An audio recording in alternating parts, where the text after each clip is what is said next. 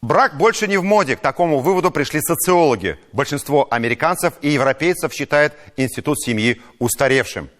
Тенденции поддались и россияне. Они все чаще предпочитают гражданский брак без детей официальному.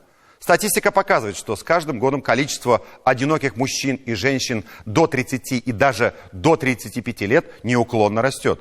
Причем не желающих вступать в брак представителей сильного пола на 6% больше, чем девушек. 23 против 17%.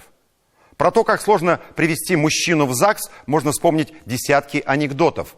А поисковик в интернете выдаст 6 миллионов результатов и советов, как совершить этот подвиг и к каким ухищрениям милым девушкам прибегнуть, чтобы окольцевать особь мужского пола.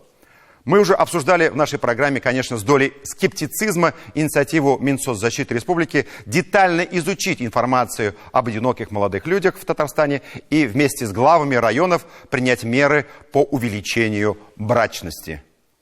Но сегодня мы решили поговорить об одиночестве, про которое немало песен сложено. Что такое одиночество сегодня? Состояние души, принципиальная позиция или просто не везет в любви? Все выпуски программы «7 дней» смотрите на YouTube-канале ТНВ.